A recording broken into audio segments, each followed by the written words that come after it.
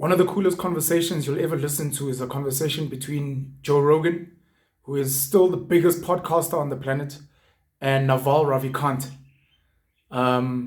Please take time to go and watch it on the Joe Rogan Experience. This was before Joe Rogan crossed over to Spotify, so you can still find it on YouTube.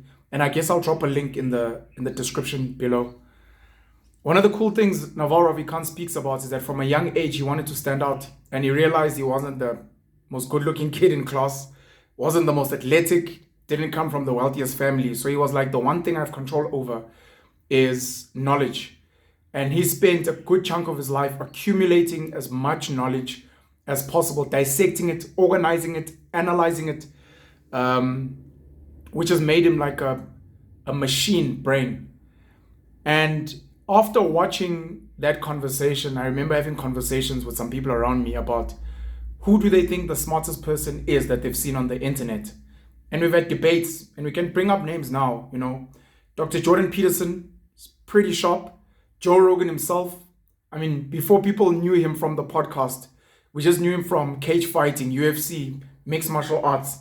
We didn't know the guy was like a serious brainiac. Out of nowhere came the psychopath, Andrew Tate.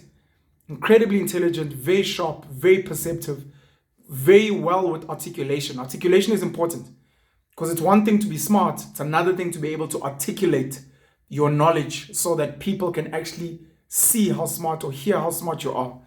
Lex Friedman, without a doubt, highly, highly intelligent human being. The debate was Joe Rogan versus Naval Ravikant. And I was like, for the fact that I think Naval might be the smartest man, smartest person on the internet, after one sit down, it blows my mind.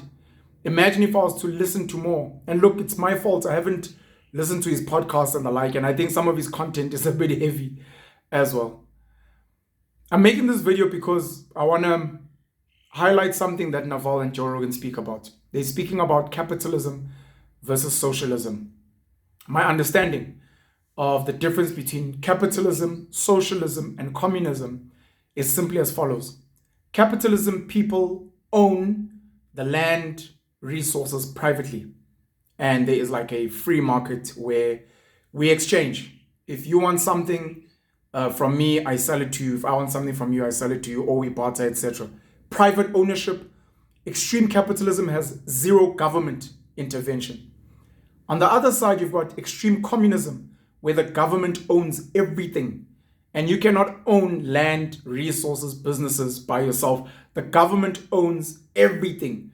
And they get to decide and dictate how resources are apportioned to families, whether it is because you have a big family or maybe you live in a certain place where you need more things. My understanding of socialism is where the people, not the government, own everything. So the people then get to decide how things are shared. There is no extreme communist, capitalist, socialist state. In South Africa, we are moving more towards a socialist state because we have a capitalist-driven economy, but then you find that a lot of our money is taxed, and then it is spread through social welfare so that people can get free housing, free healthcare, free schooling, and other things that they did not work for or earn. Joe Rogan is asking Naval Ravikant, is there a case for socialism? And Naval gives him a very amazing answer, and he quotes Nassim Taleb, who is the author of The Black Swan. Please go read the book. Go read the book. Nassim Taleb, Black Swan, which has influenced a lot of business people, influenced a lot of great thinkers, deep thinkers, etc. I'm not going to quote what Naval Ravikant said, but I'm going to use it as inspiration to explain to you a missing piece in a puzzle I was trying to put together of why certain Jewish people are successful, why certain Arab, Indian, Muslims are so successful, and why other people are just rich while others are struggling and poor. And South Africa is a great case because the Jewish community here of about 70,000 people is quite well off. The Indian, Arab, Muslim community in South Africa is quite well off. The white Afrikaner community is relatively well off. Then there's the black masses, 80% of the population, which is relatively poor. Naval speaks about trust.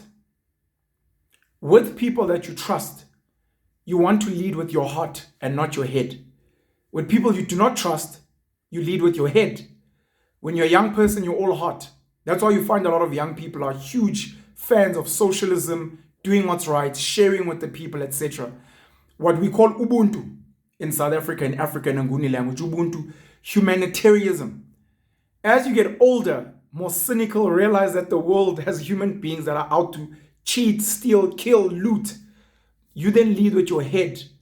And that's where you become a capitalist, where you're like, I will only trade with you if there's a contract, if there's a shared agreement, if government is not going to unfairly intervene, and I will accumulate from you as much as I physically, literally, mentally can.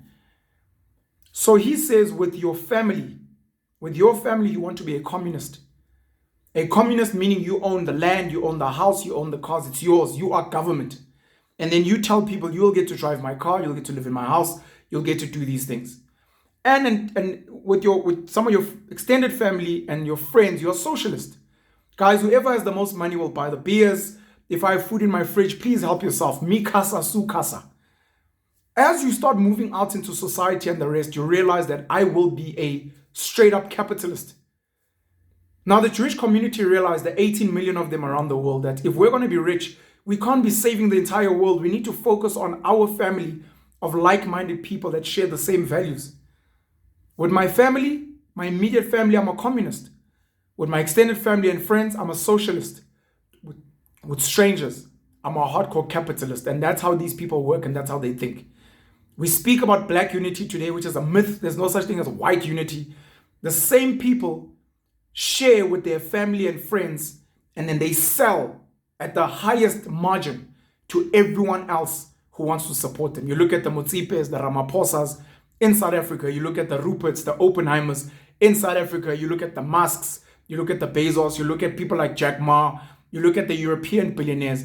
These people share knowledge, resources, money, access to opportunities with the people closest to them, because they know if these people were in the same position, they would share with them and they trust each other. And with everyone else, it's almost stupid for me to share the knowledge I do on social media, because it's like, these are strangers. But it's because I'm still an idiot. I still lead with my heart. But as I get older, as I explore the world, as I see how the real world works, I move more to capitalism. And I say I will post a video where I get paid. I will do online consultations where I get paid, because I understand that these people are trying to uplift their families. And tomorrow, if I pass away, none of them will feed my kids or my immediate family. Something for you to think about, and I'd like to hear some of your thoughts as well. Penuel the swart pen, Penuel the pen elimnyama, it's Penuel the black pen. Cheers, man.